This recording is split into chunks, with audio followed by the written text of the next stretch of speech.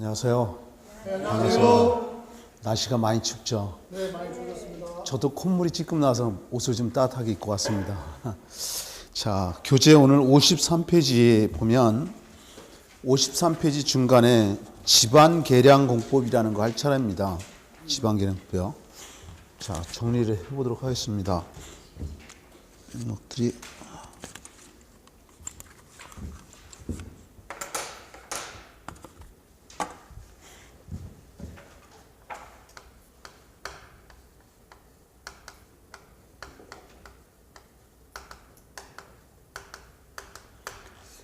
집안 계량 공법이라는 건 기본적으로 우리가요, 지면이 이렇게 있고 건축물이 이렇게 있다. 근데 건물의 무게가 있기 때문에 건축물의 무게 때문에 이게 이렇게 주저앉으면 균등치마다, 이렇게 삐딱하게 주저앉으면 부동치마다, 이런 얘기를 했었습니다. 땅이 안 좋으면 치마가 된다는 거잖아요. 그렇죠? 그러면 계량해야 될 거다 이거지. 제가 어렸을 때 개구장이었습니다. 풀밭에서도 많이 놀고, 근데 풀독이 올라가지고 피부과를 중학교 때까지 열심히 다녔어요. 하도 주사를 맞아갖고 주사반에 안 들어가니까 간호원 누나가 집에 가서 엄마한테 시푸해달라고 그러더라고요. 뜨거운 물에 부드럽게 해가지고. 그런 적이 있습니다. 오직해 있으면 친척들도 피를 싹 바꿔야 된다 이런 얘기도 했어요. 바꿔줘야 된다. 내가 무슨 얘기 하려고 하면 이 안 좋은 흙을 갖다가 싹 파버리고 좋은 흙으로 바꿔주는 거. 그게 치환법이라는 게 있다는 거야. 예를 들어서 집안선이 이렇게 있다. 근데 이 아래 땅이 안 좋다 이거야. 그러면 여기 있던 안 좋은 흙들을 퍼갖고 버려버리고 양질토를 갖다가 집어넣어준다 이런 얘기죠. 그래서 쉽게 해서 교환해준다 이런 얘기예요. 이걸 치환한다, 치환법이다 이런 얘기인 거야. 그 아래 보면 탈수법이라는 게 있는데요. 탈수법은 우리 몸도 약 60% 정도의 수분으로 되어 있습니다. 수분이 다 빠지면 탈수 증세 온다 그러잖아요. 그죠? 그래서 우리 사람이 죽을 때 보통 50%에서 55% 수분을 갖고 죽는다 그러더라고요. 피부도 우리 집사람 좀 43kg 나갑니다. 몸무게가. 빼싹 마르고 키도 작고, 근데 주름도 많아요. 물을 전혀 안 먹는 것 같아. 내가 억지로 막 먹으라, 건강을 위해서라도. 근데 수분 유지가 화장법에 이걸 것 같아요. 제가는. 물만 잘 먹어도 잔병이 없다라고 그러더라고요. 어쨌든 간에 내가 얘기하는 건 탈수, 물이 빠져나간다 이런 얘기죠. 그렇다면 탈수법에 보면 여러 가지가 있어요. 일단 여러분 교재에 보면 두 가지만 써 있어요. 근데 그 다음 페이지 한번 넘겨보실래요? 그 다음 페이지 가로 4번에 보면 강제배수공법에서 웰포인트 공법이라는 게 있나요?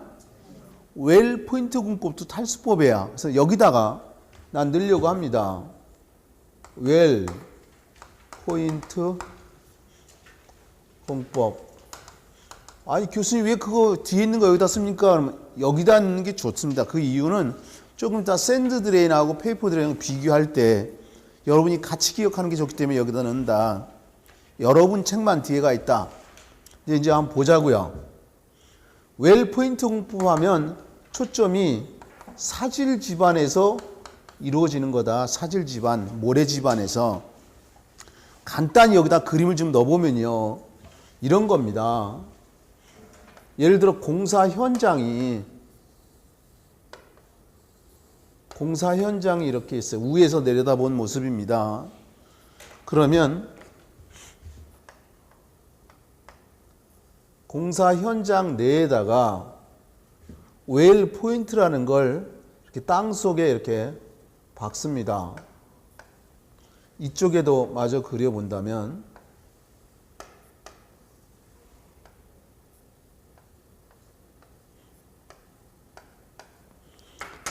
요걸 좀 잘라서 보면 여기를 이렇게 잘라서 한번 쳐다본다라고 해보자고요. 그러면 예를 들어서 집안선이 여기더라. 땅 속에다가 웰 포인트라는 걸 이렇게 쉽게 얘기하면 때려 박는 거야. 여기에 보면 웰 포인트가 있어가지고 여기에 구멍이 뽕뽕뽕 이렇게 좀 나 있어요. 그럼 여기에 이제 물이 있는데 땅 속에 지하수가 있다 이런 얘기죠. 땅 속에 있는 물, 지하수가 여기 있습니다. 다음 땅 속에 물이 있으면 집안이 연약해지잖아요. 그러니까 여기서 펌프를 이용해서 여기 있는 물을, 여기서 물이 이렇게 들어올 거야. 이게 들어오면 이 물을 갖다가 이렇게 뽑아가지고 배수하면 이 지하수가 어떻게 쭉 떨어지겠죠. 이렇게. 이해할 수 있나요? 지하수가 이렇게 내려가 버리면 여긴 물이 없으니까 집안이 단단해지겠죠. 그러면 건물 저도 침해가 안 될 거다 이런 얘기인 거죠. 중요한 건 내가 그랬지 항상 이해가 우선이다. 반복은 이해하면 언제든지 할 수 있는 거잖아요. 시간 내서 하고. 이런 게 바로 웰포인트 공법인데 그게 바로 탈수법이다 이런 얘기죠. 여러분 책에 그 52페이지, 54페이지에 보면 강제 배수법 이렇게 나오잖아. 가로 4번에. 그죠? 강제로 배출시킨다 이거 물을. 그렇죠? 뭐 굳이 강제 배수법 그렇게 기억 안 해도 되고 웰포인트 공법하면 물을 뽑아내는 방법 중에 하나다 이런 얘기인 거야. 그러면 샌드, 드레인 공법이라는 게 있어요. 초점은 내가 항상 답을 찾는 키워드 이런 얘기하는데 이 샌드 드레인은 점토 집안에서 하는 겁니다. 점토 집안에서. 근데 이게 영어를 알면 또 피곤해지는 게 있어요. 이 샌드라는 건 모래라는 뜻이에요. 모래. 그래서 모래 집안이라고 착각하는 사람이 많이 있는데 그게 아니다. 여기다 이제 그림을 그려보겠습니다. 집안선이 이렇게 있다라고 한다면요. 이 아래가 점토 집안입니다. 그러면 땅 속에 점토를 갖다가 파내겠죠. 파낸 다음에 여기다가 뭘 집어넣냐면 모래를 집어넣어요. 모래들을 집어넣는다. 모래를 다 채울 수 있잖아요. 그죠? 채우는데 여기다 관을 하나 이렇게 넣어놔요. 그래가지고 여기서 압력을 가하면, 여기 집안에 압력을 가하면, 이렇게 압력을 가하면 여기 있던 여기는 점토잖아요. 그죠? 여기는 점토예요. 여기는 모래고요. 그럼 모래와 모래 간격 사이에 틈새가 있잖아요. 그죠? 이건 점토는 좀이라고. 그죠? 그럼 여기 있던 물들이 이렇게 들어오겠네요. 모래 쪽으로. 맞아요? 그러면서 이렇게 뽑아낸다 이거지, 물을. 결과적으로 지하수를 어떻게 해요? 낮추는 거다 이거지. 여기 조금만 지하수를 아래로 낮추듯이. 초점은 이게 바로 뭐냐면 모래기둥이다 이거지. 모래기둥. 그러니까 점토 집안에 점토를 파낸 다음에 모래를 집어넣어서 모래기둥을 만들어 갖고 물을 배출시킨다. 이것도 탈수법이네요. 그죠? 이해하는 거잖아요. 그죠? 그 다음에 페이퍼 드레인.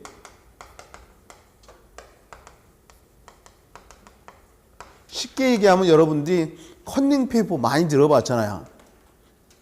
내가 중학교 2학년 때 같이 아주 친한 친구, 나까지 4명이 같이 사귀는 친구 있는데 한 친구는 꼭 한자를 100점 맞아요.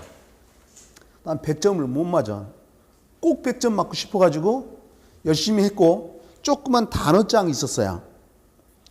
이건 당연히 나올 거라고 열심히 했는데 시험장한테 그게 생각이 안 나. 그렇게 외웠던 게.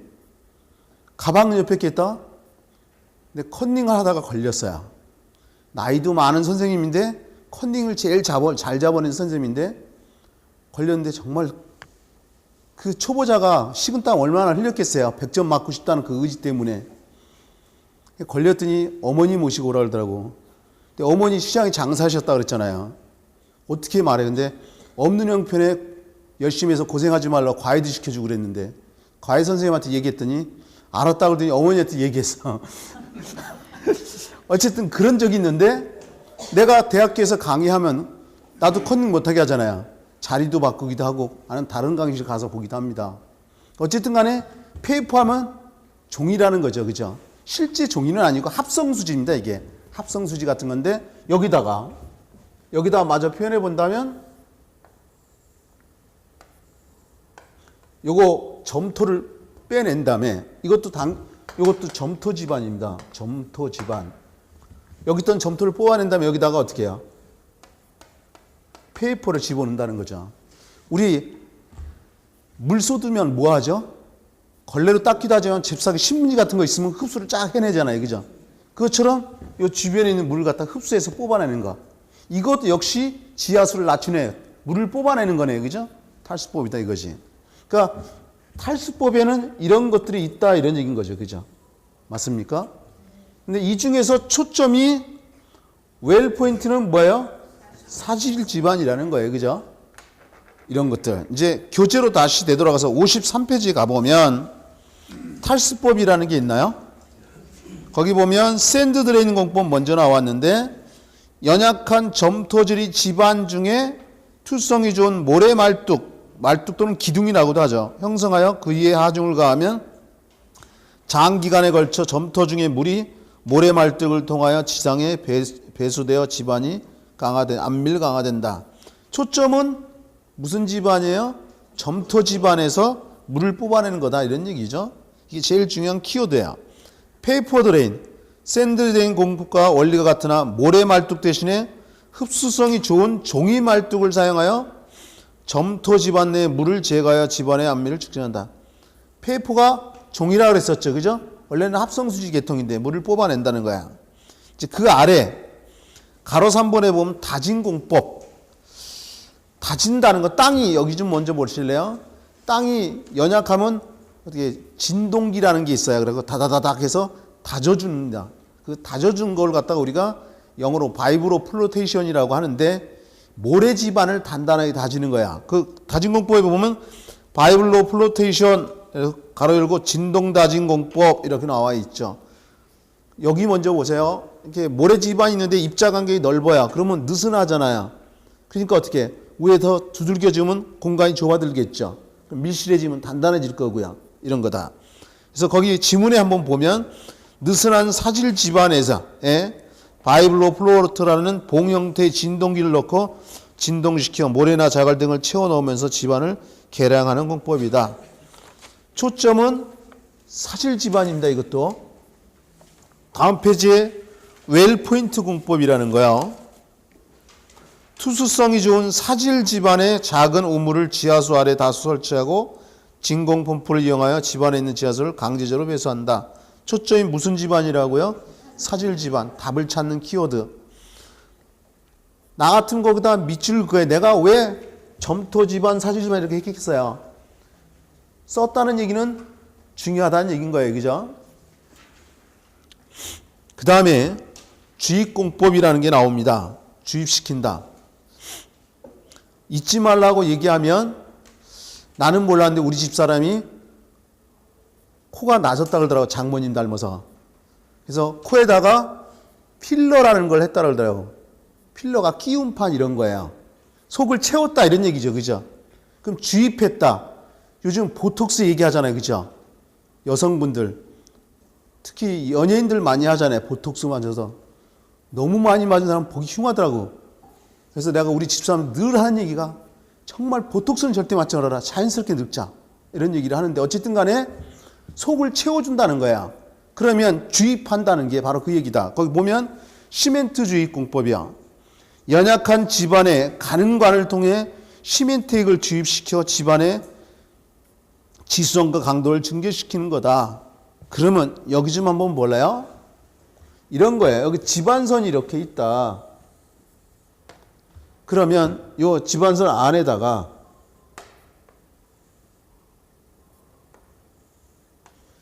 이 아래가 사질입니다. 사질이에요. 그러면 주입공법이라는 게 주입시킨다는 거잖아요. 그죠? 맞아요. 뭘 주입하느냐? 이게 시멘트 풀을 갖다 주입시키는 거예요. 시멘트 풀이 뭐예요? 시멘트하고 물 섞은 거죠. 이 정도는 아시죠? 다 설명했고. 여기다 시멘트하고 물 섞은 거 집어넣으면 관을 통해서 넣는 건 관을 통해서 집어넣으면 여기 모래 있네요. 그죠? 모래하고 섞이면 뭐가 되는 거야? 모르타르가 되잖아요. 지반이 단단해진다 이런 얘기죠. 지금 눈동자가 이해가 안 갔어. 다시 가볼게요.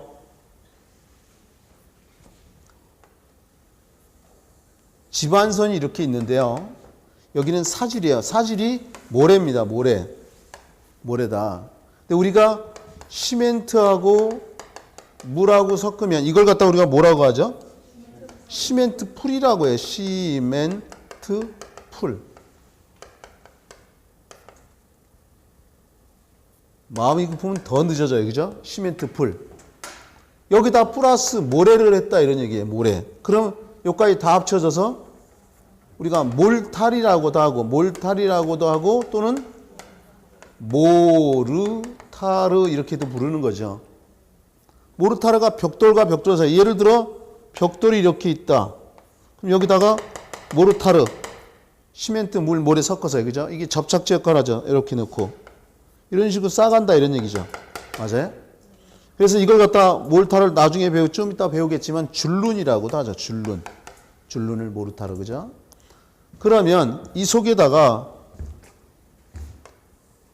간을 박아서 여기다가 시멘트 풀을 요 시멘트하고 물을 갖다 강제로 집어넣으면 모래하고 결합돼서 모르타르가 되면 단단해질 거다 이거죠.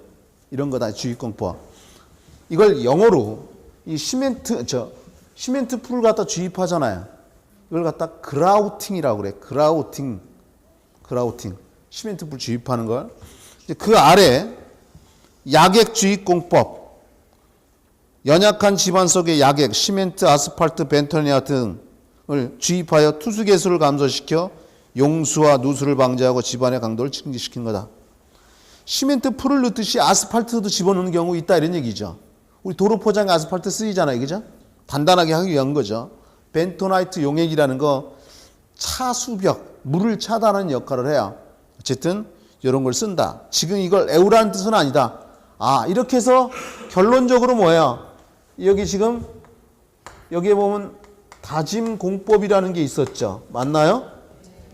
영어로는 바이브로 플로테이션 공법이라는 거 그죠? 이게 무슨 집안에서 한다고 그랬어요? 사질 집안이요. 그죠? 그 다음에 또 뭐가 있었어요? 주입 공법이라는 게 있죠. 맞아요? 주입 공법을 영어로 그라우팅이라고도 한다. 이해할 수 있죠. 이런 것들이 결론적으로 뭐예요? 집안을 어떻게 해요? 단단하게 개량하려고 하는 거다 이런 얘기죠. 이해하시죠? 그 다음에 이제 그 옆에지에 부동치마라는 거. 부동치마에다 별표 곱하기 100 해야 됩니다.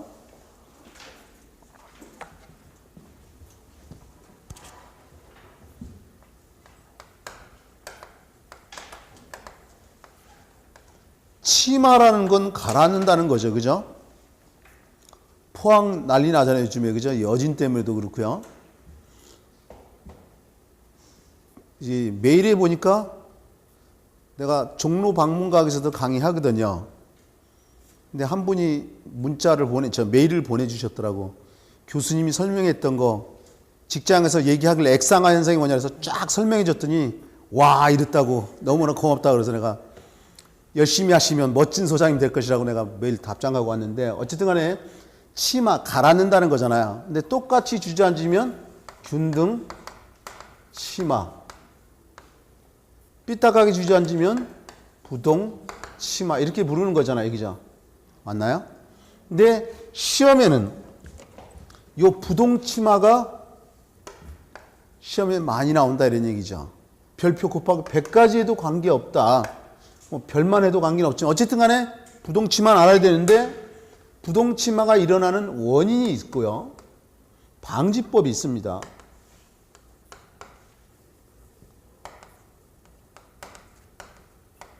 둘 다 시험에 많이 언급되죠. 근데 방지법에 보면 또 상부 구조에 대한 대책이 있고요.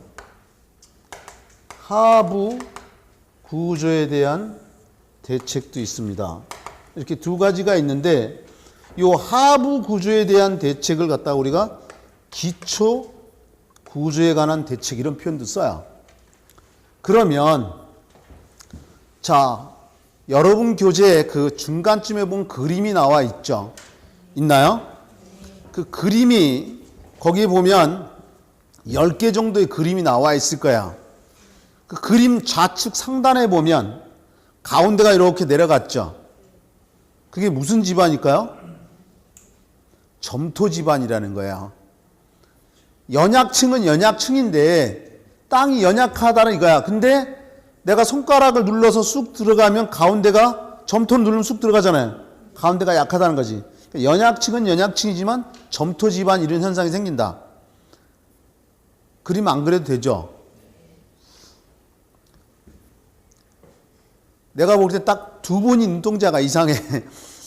처음부터 수업을 안 들은 경우도 있겠죠. 근데 어쨌든 간에 기회는 있을 거야, 또.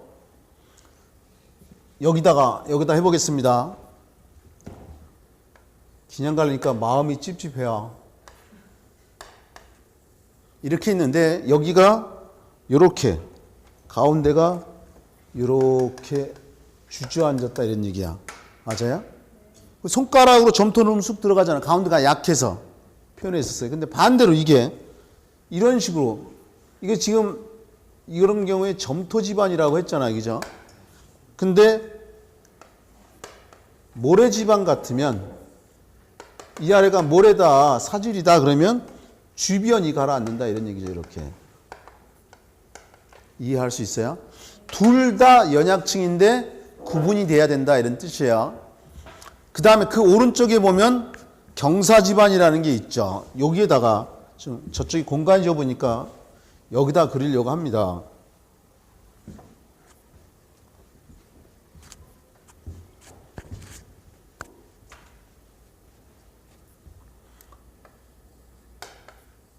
그 개념이 뭐냐면 집안선이 있고 요 아래 보면 이런 식으로 있는데 이게 뭐냐면 굳은 집안이 이렇게 있다 이런 얘기야. 그럼 여기서 이런 것들은 다 연약 집안이라는 거잖아요.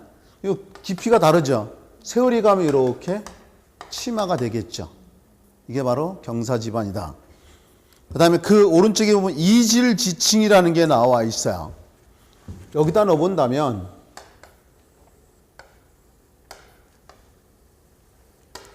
이렇게 해서 여기는 자갈이라고 되어 있고 여기는 모래 이렇게 되어 있나요? 근데 우리 먼저 시간에 허용 진해력도라는 거 배웠죠. 경한반은 얼마야? 4,000kN. 연한반은 2,000도 있고 1,000도 있고 있었어요. 자갈은 300. 맞습니까? 자갈하고 모래 섞으면 200. 모래하고 점토 섞으면 150. 모래 따로 점토 따로 100. 이런 거 했었다. 그러면 이 자갈은 300kN/제곱미터를 버팅길 수 있고 1제곱미터당. 이 모래는 얼마요? 100kN을 버팅길 수 있다는 거잖아요. 그죠? 그럼 어떤 게 더 튼튼한 거예요? 자갈이 튼튼하죠? 이게 건물이 오른쪽으로 이렇게 주저앉겠네요. 이해하시죠? 그냥 다 쓰면 피곤해져요. 그냥 잘 보면 돼. 나중에 반복될 거고 이해를 하라. 그 다음에 오른쪽에 낭떠러지요. 낭떠러지라는 건 어떤 개념이냐면 예를 들어 우리 강원도 같은 데 여행 가다 보면 산을 뚫어서 도로를 만들어 놨잖아요. 이렇게. 맞습니까? 차들이 여기 이렇게 지나가죠. 근데 여기에다가 건물을 이렇게 졌다 이런 얘기야. 이렇게. 그러면 여기서 졌으면 여기 있던 돌들이 밑으로 빠져 낙석이 떨어져 나가잖아요. 그럼 이게 아래로 이렇게 주저앉겠죠. 이런 거다. 그다음에 그 오른쪽에 보면 증축이라고 있는데 사실은 거기다가 정확하게 쓰면 일부 증축이라고 해야 되는 거야. 일부 증축. 자, 여기다 표현을 해보면요. 먼저 용어 정리부터 해보려고 합니다. 내가 일부 증축이라고 했는데 요거요. 증축이라는 건 우리 건축에는 건축법에 보면 건축에는 5 형제가 있어요. 형제는 내가 붙인 거야. 신축, 증축, 개축, 재축, 이전 이런 게 있어요. 내가 시설개론 잘 해두면 2차 과목 쉽게 합격 패스한다고 해서 그러면 증축이라는 건 뭐냐면요. 이 이거 바닥이라 하잖아요. 이걸 바닥 면적이라고 합니다. 바닥 면적을 증가시키거나 또는 연면적을 증가시킨다라고 표현하는데 연면적은 뭐냐면 각 층의 바닥 면적을 다 더한 걸 연면적이라 그래. 각 층의 바닥 면적을 다 더한 거. 어쨌든 층수를 한 층 더 올렸다 그러면 바닥 면적이 증가됐죠. 연면적이 증가됐잖아요. 옆으로 증가시켜도 바닥 면적, 연면적 증가되는 거잖아요. 그런데 이렇게 똑같이 증축을 하면 치마가 되더라도 균등 치마가 된다는 거죠. 맞습니까? 근데 조금만 이렇게 여기만 증축해서 여기 증축 안 했다 이거야. 그럼 이쪽이 무겁잖아요. 그러니까 어떻게 이렇게 치마가 되겠죠. 이게 일부 증축이다 이런 얘기인 거야. 그 아래 둘째 줄 좌측에 보면 지하 수위 변경이라는 게 있죠. 땅 속에 있는 물이 변경됐다 이런 얘기야. 물이 예를 들어서 건물이 이렇게 있고 지하수가 여기 있었어요. 근데 물이 우리 그 롯데 같은 경우에 고층 건물 짓다 보니까 어떻게 땅 팠을 거 아니에요. 위로 올라가려면 밑으로도 깊게 들어가야 될 거 아니야. 파면서 물을 뽑아냈겠죠. 그럼 싱크홀 생기잖아요. 그죠? 뭔 소리인지 아시죠? 그러다 보면 지하수가 어떻게 빠져나갔다. 또는 뽑아냈다 이런 얘기죠. 그러면 가라앉을 거다 이런 얘기죠. 그게 지하수위 변경이라는 거고, 지하 구멍은 여러분들이 그 강원도 삼척에 보면 석탄 많이 난다는 거 들어왔죠. 차 타고 지나는 가봤어 내가. 어쨌든 그 탄광 보면요, 산속에서 탄광을 뽑아낼 거 아니에요. 석탄을. 그죠? 그 다음에 그걸 메꾸는 사람 한 명도 없잖아요. 그죠? 막아놓고 폐광 이렇게 써놓잖아요. 그죠? 그럼 세월이 가면 어떻게 해? 주저앉겠죠? 흙이 내려갈 거 아니에요. 그죠? 이것도. 그 다음에 매운 땅 흙막이라는 게 나오는데 요건 개념이 이런 거예요. 여기다 설명을 해본다면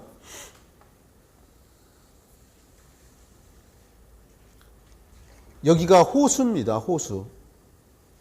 이거 호수다. 그런데 여행 가다 보니까 호수가 정말 멋지더라 이거야. 그럼 여기다가 카페를 만들면 참 장사 잘 되겠다 이런 생각 드는데 호수에 가까이 갈수록 더 멋질 거 아니에요. 그죠? 그럼 여기다가 어떻게 해요? 흙막이 공사를 하죠. 흙막이 공사를 한 다음에 여기다가 흙을 채우겠죠. 맞아요? 그래서 여기다가 멋진 카페를 하나 짓고 여기다가 유리도 통유리 하죠. 통유리. 사람이 여기 서가지고 쳐다보면 전망이 끝내주죠. 그럴 거 아니에요. 그죠? 근데 세월이 가면 여기는 여기 굳은 집 하나 보시면 여기 약간 여기 깊잖아요. 그죠? 일로 치마가 되겠네. 그죠? 이런 거다. 매운 땅 흙막이다. 그 다음에 그 오른쪽에 보면 이질 지정이라는 게 나와 있어요. 이것도 오해하기 쉬운데 여기다 넣어볼게요. 건축물이 이렇게 있는데 그 여러분 책에 보면 여기는 이렇게 지정이 길게 돼 있고 여기는 또 짧게 이렇게 돼 있죠. 맞나요?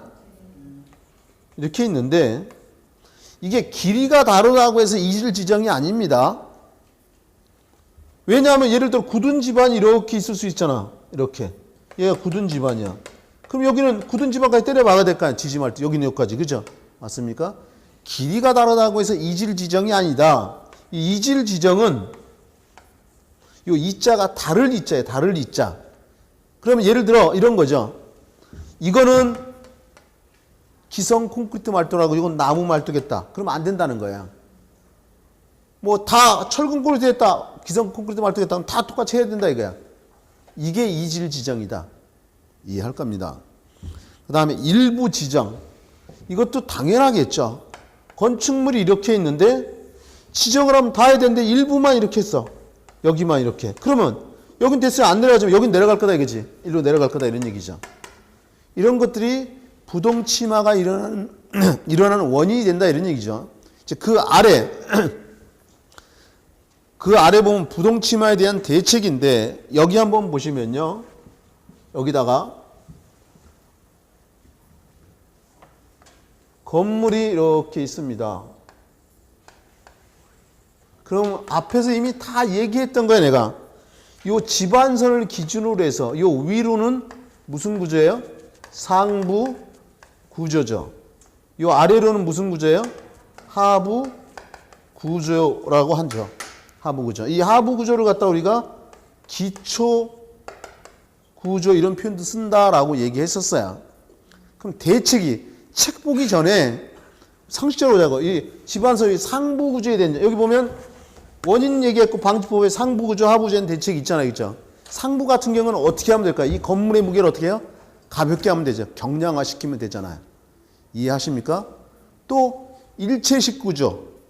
일체식 구조가 뭔지 알죠? 일체화 고정단을 만들면 움직이지 않을 거 아니에요. 그죠? 이런 거. 또는 우리 집하고 여기다 할까요? 상부조에 대한 대책이니까. 우리 집이 있는데 이렇게 가로로 너무 길어. 건물이 가로로 너무 길어. 잘 쳐질 거다 이런 얘기지. 이럴 때는 어떻게 해요? 건물의 길이를 어떻게 짧게 해주라 이런 얘기야. 이해할 수 있죠. 또 우리 집이 있고요. A라는 집이 있고 B라는 집이 있어. 우리 집이 너무 가까워. 이러면 안 된다 이거지. 될수록 멀리 떨어지게 해야 된다 이런 얘기지. 우리 집하고 이 집 사이에. 이런 것들이 바로 상부 구조에 대한 대책이다. 그 하부 구조는 어떻게 될 거냐? 책 보기 전에 하부 구조는 어떻게 해요? 부동체화 방지 제일 중요한 게 뭐다? 온통 기초. 지하층 전체에다 콘크리트 치는 거잖아요. 그죠? 온통 눈천지야 이런 얘기 표현들을 쓰잖아. 지하실 전체에다 콘크리트 치는 거다 이거지. 제일 좋은 방법이다. 이 온통 기초라면 치마가 되더라도 균등치마 되지 부동치마 안 된다 이런 얘기인 거죠. 이해했나요? 그 다음에 지중보와 지중보를 연결해요. 무슨 소리냐? 기둥이 이렇게 있고 저 땅 속에 가보면 기초판이라는 게 이렇게 있죠.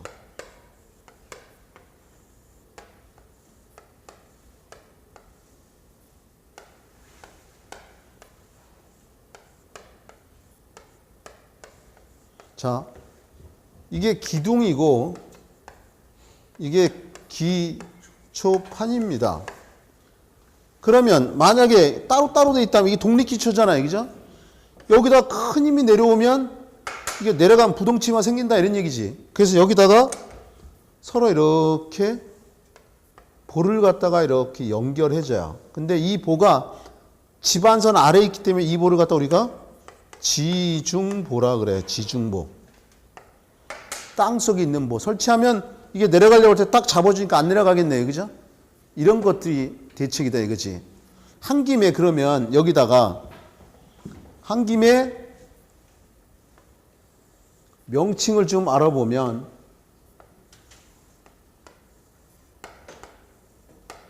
내가 한 번은 했던 것 같은데 혹시나 해서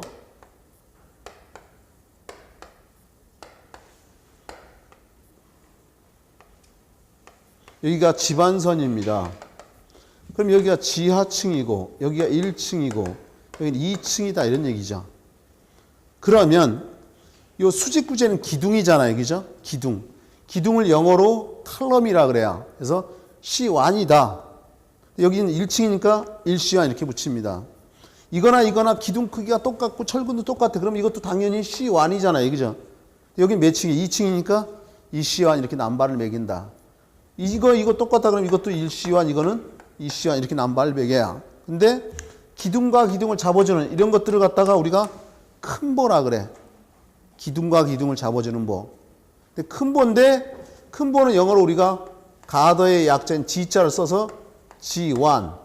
예를 들어 이거 다 똑같아. 그럼 이것도 G1, 이것도 G1, 이것도 G1이다 이런 얘기죠. 근데 구분돼야 될 거 아니야. 옆에다 여기 몇 층이에요? 1층이죠. 1층 바닥 있으면 1G1 이렇게 붙이는 거야. 2G1. 이건 더 이상 건물이 없죠. 여기 옥상이에요. 이게 지붕의 역할을 해요. 그래서 루프의 약자는 R자를 써요. R지연. 지붕을 영어로 루프라고 해요. 그래서 R자 이니셜을 갖다 따 쓴 겁니다. 그럼 이거는 집안선 밑에 있죠. 그럼 이거는 지중보라 그래. 이거는 지붕보고 지붕하고 지중은 다른 거예요. 그죠? 맞나요? 이거는 여기다가 F자를 집어넣어요. FG1에서 이 F자가 뭐냐면 영어로 푸팅이라 그래요. 또는 파운데이션이라 그래요. 여자들 나 화장품 전혀 모릅니다. 기초 화장을 파운데이션이라고 할 거야 아마.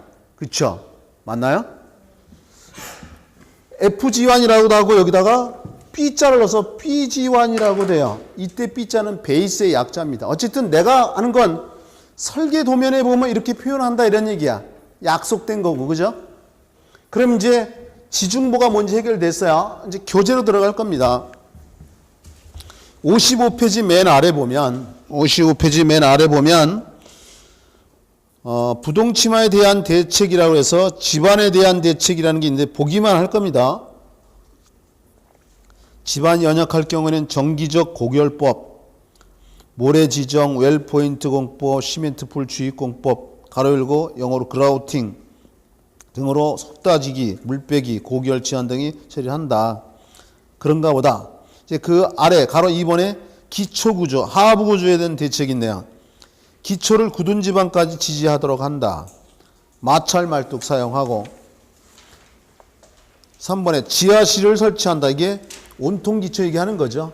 제일 좋은 방법이고 기초 상호간을 연결하도록 한다. 이게 지중보를 설치한다 이런 얘기인 거죠. 그림으로 이미 다 봤네요 우리가. 그죠? 지중보가 뭔지. 그죠? 그 다음에 이제 그 아래 상부 구조에 대한 대책이 나옵니다. 건물을 경량화한다. 그죠? 건물 평면 길이를 가능한 어떻게 해요? 짧게. 내가 여기다 그렸었는데 그림이 약간 보일려나 모르겠는데 건물이 이렇게 너무 길면 치마가 잘 되니까 건물 줄여서 어떻게 해요? 짧게 해주라 이런 얘기죠. 그죠? 짧게. 그 다음에 이웃 건물과의 거리는 되도록 멀리, 우리 집하고 이웃집하고는 멀리 이런 거죠. 균등하게 건물의 중량 및 하중을 분배시킨다.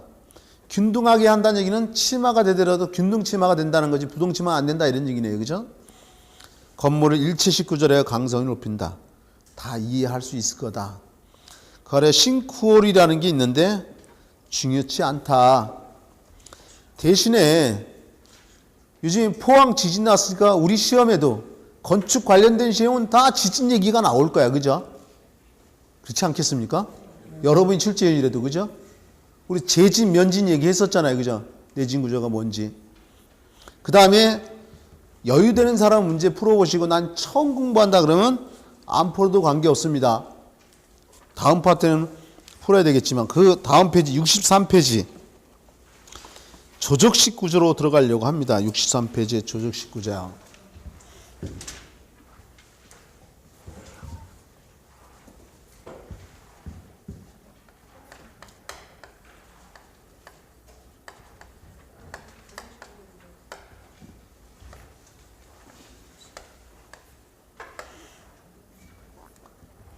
페이지 63페이지에 보면 조적식 구조라는 게 있는데 먼저 가장 기본적인 얘기를 좀 한다면 앞에서 우리가 다 얘기는 했었어요. 구성양시한 분류에서.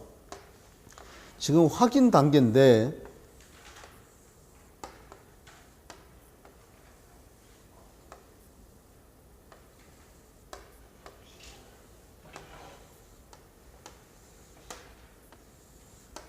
자, 조적식 구조에서 종류를 보면 벽돌 구조, 블록 구조, 돌 구조 있잖아요. 그죠? 그리면 안 그래도 되겠죠? 여기다가 작은 부재들을 갖다가 접착제를 이용해서 쌓아 올리는데 이 접착제는 모르타르가 되는 거죠. 모르타르가. 모르타르라는 게 시멘트, 물, 모래 섞어서 만드는 거죠. 그죠? 쌓아 올려서 짓는 거다. 이게 조적식 구조다. 그러면 우리가 앞에서 배웠던 거 우리 구성양시형 분류에서 조적식 구조 하면 제일 먼저 머릿속에 떠오르는 게 뭐였냐면 이렇게 쌓아올리다 보니까 위에서 누르는 수직하 중에는 강하다. 근데 옆에서 미는 횡력에 약하다 이런 얘기 했었네요. 그죠? 제일 중요한 게 위에서 내리 누르는 수직하 중에는 강하지만 옆에서 미는 걸 우리가 뭐라고 한다? 횡력, 수평하 중에 약하다. 이게 제일 중요하다라 그랬어요. 이거 말고도 어떤 얘기를 했었냐면 이런 얘기도 했어요. 이 벽이 두께가 두껍잖아요. 두꺼우니까 실내 공간이 어떻게 해요? 줄어들겠죠.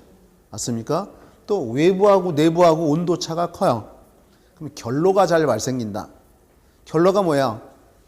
매질결, 이슬로자는 이슬이 맺힌다는 거지. 곧 습기가 많이 찬다 이런 얘기인 거죠. 이해했나요? 그 다음에 균열이 잘 생긴다 이런 얘기도 했었어요. 균열. 기억나죠? 그리고 제주도 얘기할 때 삼다도 이런 얘기 하잖아요. 맞아요? 세 가지가 많다 그랬잖아요. 삼다도. 뭐가 많아요? 여자가 많아요. 남자들이 고기 잡으러 가서 죽은 사람들이 많으니까.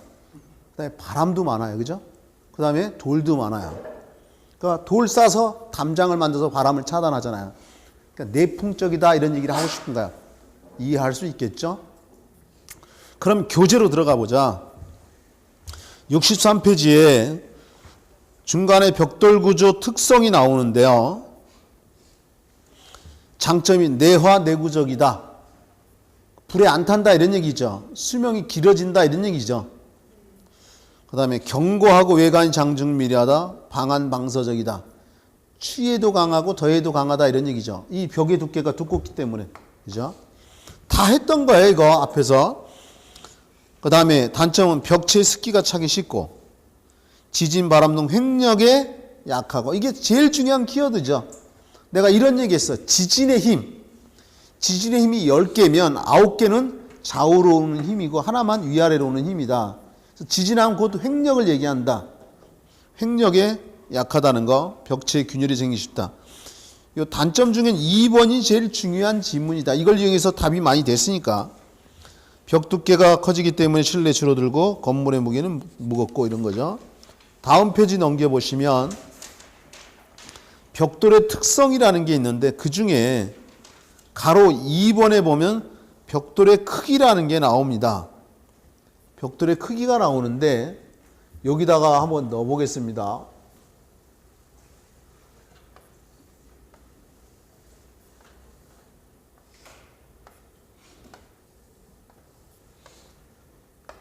요걸 갖다 우리가 길이라고 얘기를 하고 190.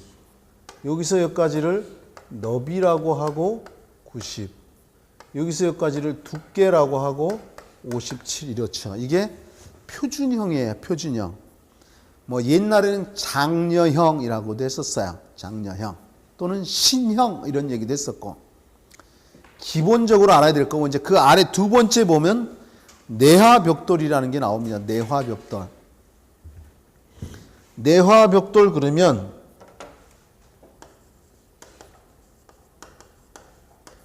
우리 내화적이다 그러면 불에 강하다는 거잖아요. 그죠? 그러니까 불에 강한 벽돌 이런 얘기인 거야. 불에 강하니까 불 쓰는 곳에 쓰면 좋겠네요. 불이 어디 쓰는가? 보일러실이라든가 또는 굴뚝인데 불 쓰잖아요. 그죠? 이해하십니까? 근데 그 사이즈가 225. 여기 길이가 225다 이런 얘기죠.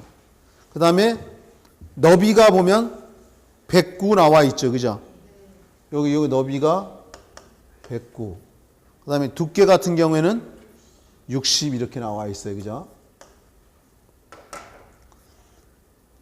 근데 어쨌든 나중에 또 헷갈릴 수도 있으니까 내가 할 얘기 하나 있는데 나중에 할 겁니다. 그리고 그 아래 허용값이라는 게 나옵니다. 길이나 너비, 두께의 허용값이 나옵니다. 근데 길이에 보면 플러스 마이너스 3 여기 볼래요? 여기 보시면 여기 길이잖아요. 그죠? 이게 플러스 마이너스 3 이렇게 되는데 여기다 플러스 3 하면 어떻게 되는 거예요? 193. 여기다 마이너스 3 하면 187. 맞나요? 벽돌이 딱 어떻게 190이 돼. 공장에서 만드는데. 그죠? 사람도 조금씩 다 다르잖아요. 그죠? 좀 다르게 생겼다. 짐승 이렇게 안 부르잖아요. 그죠? 다 사람이다. 이런 얘기인 거예요. 그죠? 예를 드는 거예요. 충격받지 마시고. 자, 그러면 187도 벽돌을 인정하겠다는 거예요. 표준형 벽돌로. 193도 이런 뜻인 거예요. 그죠? 너비도 보면 플러스 마이너스 3이잖아요. 그죠? 너비가 지금 90인데 마이너스 3 하면 87. 맞나요? 93. 이건 벽돌로 인정해 주겠다는 거야. 표준형으로. 근데 두께는 플러스 마이너스 4. 여기다가 플러스 4 하면 61이죠. 맞아요? 마이너스 4 하게 되면 53. 이해했나요? 벽돌 인정이. 이 허용값이 이런 거다. 개념이. 혹시나 해서 설명해 주는 거다. 이거는. 그 아래 벽돌의 마름질이라는 거. 여기다가 설명을 해볼 겁니다. 여기다가 벽돌의 마름질.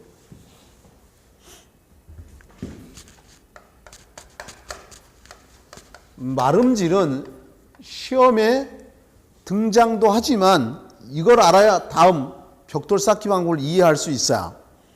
여기다 한번 표현해 보겠습니다.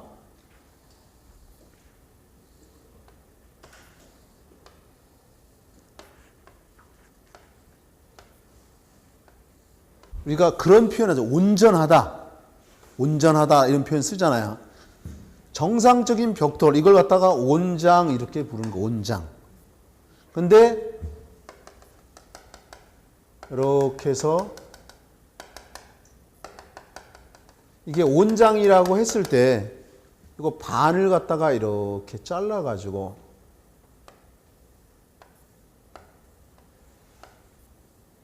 이걸 부르길 반토막이라고 해요. 반토막.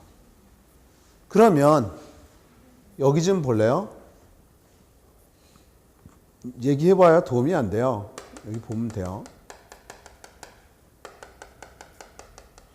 내가 생선 토막을 많이 얘기하는데 일단 이거 이렇게 반 잘랐잖아요. 이게 반토막이잖아요. 이게 길이 190이잖아요. 그죠? 이쪽을 이렇게 자르는 것도 있다는 거지. 이렇게.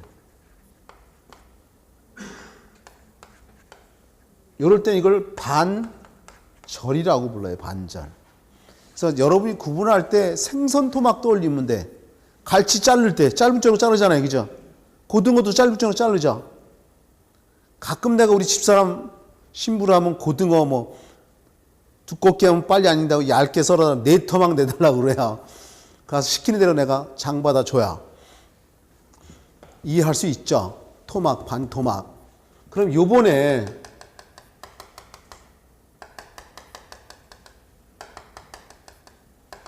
이렇게 있으면 이걸 반 나누면 반토막이잖아요. 그걸 또 반 나눠버리는 거야. 이렇게. 이게 2,5토막이라고 해요. 왜 2,5토막이냐면 방금 7호 소리가 저쪽에 나오긴 나와서 근데 헷갈려 하는데 내가 여기다가 이쪽으로 그려볼게요. 이쪽에 그립시다. 이쪽에다가 내가 학교에서 어떻게 강의하냐면요. 이렇게 있다라고 했을 때 요거 반 나누면 반토막이잖아요. 그죠? 근데 반대로 이쪽으로 또 반을 나눠서 이렇게 되는 거죠. 이렇게. 그러면 이 반토막은 2분의 1이죠. 두 개 중에 하나잖아. 맞습니까? 그러면 요거 반토막이 반을 나눴으면 이쪽도 또 반 나누면 하나, 둘, 셋, 4개잖아요. 4개 중에 하나잖아요. 그럼 이거는 4분의 1이죠. 하나, 둘, 셋, 4개 중에 하나잖아. 4분의 1이다. 이런 얘기죠. 그러면 100%가 1이잖아. 맞습니까? 100% 1로 표현하잖아. 그럼 반이면 0.5죠. 맞습니까? 0.5가 50% 얘기하는 거예요. 그죠? 요거 4분의니까 이거 몇 프로? 25%죠. 2,5 토막 이런 얘기죠. 25%니까. 퍼센트로 따지면 이게 얼마다? 25%에서 2,5 토막이다 이런 얘기인 거야. 그럼 이거는 전체가 4개 중에 몇 개예요? 하나, 둘, 3개죠. 4분의 3이다 이거지. 맞습니까? 반이면 50%, 0.5에다 2.5니까 이게 0.75, 75%다 이런 얘기지. 이게 75%다 이런 얘기야. 그래서 쉽게 표현할 때 이래요. 내가 이거는 7, 5 토막이고 이거 2호 토막인데 2가 크냐 7이 크냐? 7이 크잖아요. 7호 토막 당연히 커야 되겠죠. 이렇게 하면 헷갈리지 않는다 이런 얘기야. 혹시라도. 그러면 요번에는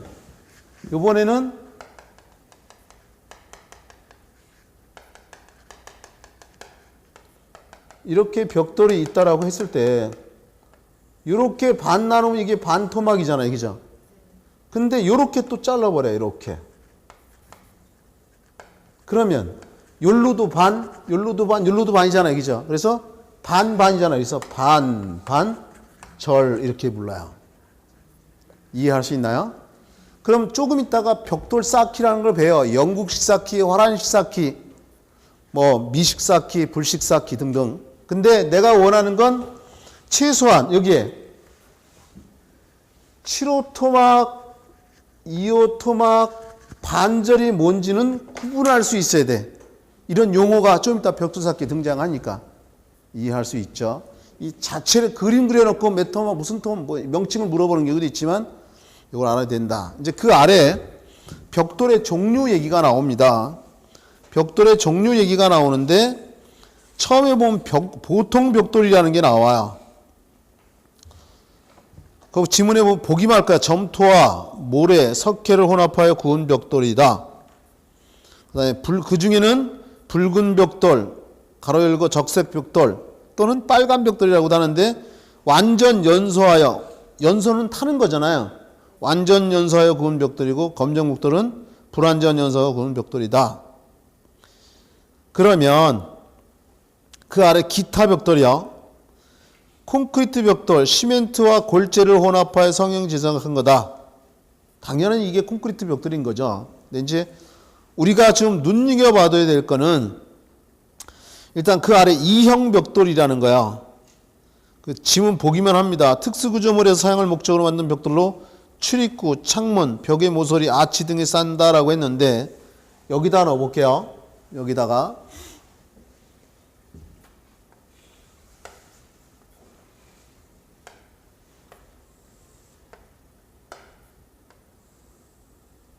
우리 아치 구조라는 걸 앞에서 배웠었어요. 아치 구조. 요 한 점에 모든 게 다 이렇게 만난다 이런 얘기도 했고요. 그죠? 맞습니까? 이게 아치 구조다. 아치 구조는 먼저 머릿속에 여기 좀 볼래요? 모든 조족조는 이런 저런 창이나 문을 개구부라 그래. 개구부. 창이나 문 위에는 이렇게 아치로 트는 게 원칙이야. 모든 조족조는 이렇게 아치로 쌓는 게 원칙이라 그랬어요. 원칙. 근데 이 아치 구조는 어떤 역할을 하냐? 이거는 인장력을 뭐로 바꿔준다? 압축력으로. 압축력으로 바꿔준다. 이렇게 배웠어 우리가. 인장력을 압축력으로 바꿔준다. 이게 제일 중요한 키워드야. 근데 창이 여기다 넣어볼까요? 있는데 이게 벽돌이 여기 이렇게 쌓였다라고 생각해 보시고 위에도 벽돌이 있겠죠.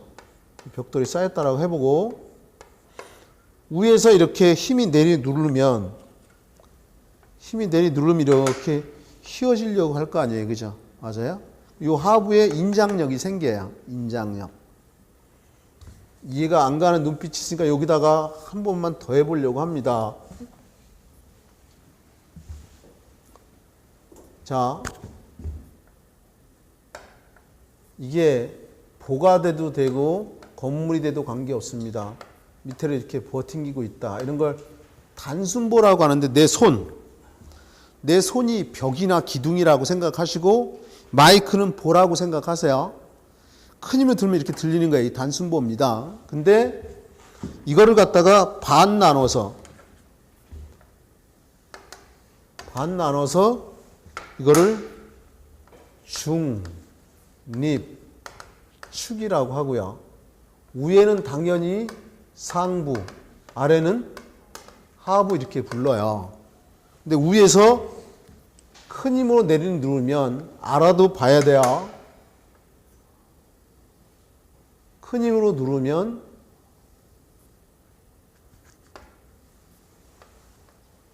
이런 식으로 휘어진다. 요거 반 나눠서 중립축이고요. 요 길이를 보면 똑같았는데 요거랑 비교해 보자고. 요거보다 요게 짧아졌잖아요.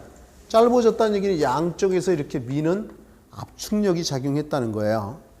반대로 요거 길이하고 요거하고 비교해 보면 이렇게 보면 이게 더 길죠. 이건 양쪽으로 이렇게 당겼기 때문에 더 긴 거잖아요. 그죠? 양쪽으로 당기는 인장력이죠. 양쪽으로 당기는 거. 인장력이 강한 게 철근이다. 그래서 요 반 나눠서 하부에는 인장력이 작용하니까 철근을 이렇게 넣어줍니다. 그럼 여기도 창이 이렇게 있다라고 한다면 반 나눠서 생각하면 아래가 이렇게 인장력을 받잖아요. 그죠? 그래서 이렇게 아치를 만들어 주면 여기 이제 아치 벽돌이라고 하는 거예요. 지금 아치 벽돌 하면서 이걸 같이 설명하는 건데 제일 먼저 있는 게 이제 머릿돌이라고 하고요. 항상 아치는 머릿돌을 기준으로 좌우측 똑같이 가니까 항상 홀수입니다. 벽돌의 개수가. 그럼 위에서 힘을 가하면 이 부재가 옆으로 힘을 이렇게 전달해줘요. 이것도 옆으로 이렇게 힘을 전달해줘요. 이렇게. 이런 식으로. 그러면 이 밑에는 땅이 버틴 있죠. 또 건물이 버틴 있고 위에서 내린 누르면 압축력이죠. 그러니까 인장력을 갖다 뭐로 바꿔주는 거다? 압축력으로 바꿔주는 게 바로 무슨 구조다? 아치 구조다. 이게 제일 중요한 겁니다. 이제 더불어 얘기하면 모든 조족전은 이렇게 아치 쓰는 게 원칙이다. 단, 요 길이가 여기서부터 여기까지 길이가 1m 이하면 이렇게 평아치라는 걸 씁니다. 원래 정확하게 말하면 이게 수평아치다. 수평아치인데 이 숫자를 빼버리고 그냥 평아치 이렇게 부른다. 이런 건 무슨 아치냐? 그러면 활원아치라 그래요. 활원. 예. 화살을 이렇게 당기면 활이 이렇게 휘잖아요. 그죠? 활원아치. 이거 말고도 뾰족아치도 있고 첨두형 아치 여러 가지가 있어요. 근데 내가 원하는 건 그거다. 아치 구조 그러면 인장력을 압축력으로 바꿔주는 거다. 되겠죠? 근데 그 길이가 얼마? 1m 이하면 평아치한다. 여러분들 저기 출입문 주택에서 단독주택 같은 게 옛날에 벽돌로 건물을 졌잖아요. 그죠? 저 출입문은 보통 폭이 90cm야. 1m가 안 되잖아. 그 가로로 평평하게 평아치 했다 이런 얘기죠. 이해할 수 있죠? 한 김에 맞아. 이 창의 길이가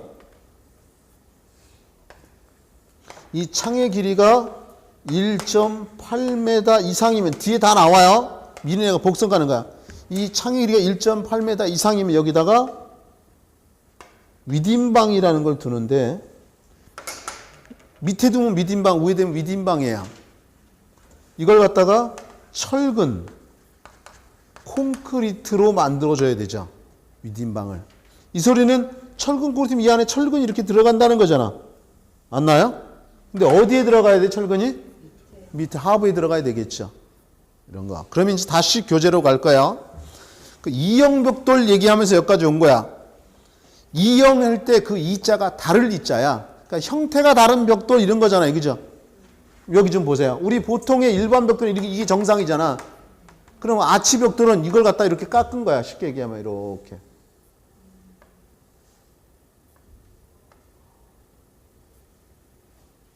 사다리꼴 모습이 되겠죠, 이러면. 이해하십니까? 그래서 이걸 갖다가 뒤집으면 여기 들어가는 거 아니에요. 그죠? 이런 거다. 이제 경량벽돌. 여기 먼저 한번 보시면 내가 그랬어요. 모든 재료의 기본이 가벼울수록 단열과 방음이 잘 된다. 대신에 강도는 약하다. 그래서 내가 오리털 파카 예를 들었었죠. 오리털과 털 사이에 공기층이 들어갔으니까 가볍잖아요. 단열 방음이 잘 돼. 대신에 강도는 약하다. 뒤집어서 보면 몸무게가 많이 나갈수록 펀치력이 세다. 강도가 크다 이런 얘기죠. 그럼 이제 경량벽돌이네. 경량벽돌이는 가벼운 벽돌이잖아요. 그죠? 그러니까 지문에 보면 단열 방음의 목적으로 준공형. 준공형은 속이 비어있는 벽돌. 이게 벽돌은 벽돌인데 이런 벽돌들 봤을 거야. 벽돌인데 여기 구멍이 나 있는 거 있었나요? 맞아요? 이런 게 준공벽돌이에요. 준공이 속이 비었다 이런 뜻인 거예요. 설마 침실벽에 이런 벽돌을 안 쓰겠죠? 담장 같은데 그죠? 이해할 수 있죠. 장식용을 쓸 때 쓰는 거야. 어쨌든 준공형으로 만든 경량화된 벽돌로 구조용으로 사용은 안 된다. 힘을 받는데 못 쓴다 이런 얘기죠. 힘 안 받는 데라는 얘기 뭐야? 장식용, 치장용 이런 데 쓴다는 거야. 이해할 수 있죠. 이제 옆에지 내화벽돌. 불에 강한 벽돌이라고 했습니다. 보통 600에서 2000도씨 고온에 견디는 벽돌로서 보일러 및 굴뚝 내부에 쓰인다. 당연하겠죠. 그 다음에 오지벽돌. 설마 상간벽지 오지에서 만들었다고 해서 오지벽돌 생각하면 안 돼요. 오지벽돌은 유약을 바른 거야. 유약. 여러분들 도자기 아시잖아요. 도자기에 보면 겉에 반짝반짝한 거 있죠. 그게 유약을 발라서 그래요. 그래서 도자기 굽는 거 혹시 TV에서나 이렇게 보면 도자기 굳힌 다음에 가마에 굽기 전에 유약 물에다가 담 거예요. 그 유약에다가. 그리고 싹 빼내서 이제 가마에 구우면 반짝반짝해지죠. 그게 방수 효과도 있고요. 방수 효과. 그리고 어떻게 해요? 미장, 이쁘게 보이는 효과도 있어요. 그래서 거기 보면 벽돌에 유약을 칠하여 구운 벽돌, 고급 치장 벽돌로 사용된다. 포도용 벽돌. 이것도 포도로 만든 거 아닙니다. 도로 포장형 벽돌인 거예요. 흡수율이 적고 내 마모성과 강도가 큰 벽돌로서 도로 포장용으로 사용된다. 여기다 표현해 보면 이렇게요.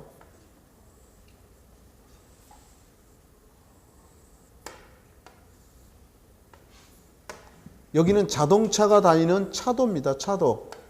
이렇게. 그럼 여기에 이제 사람이 다니는 인도 있잖아요. 그죠?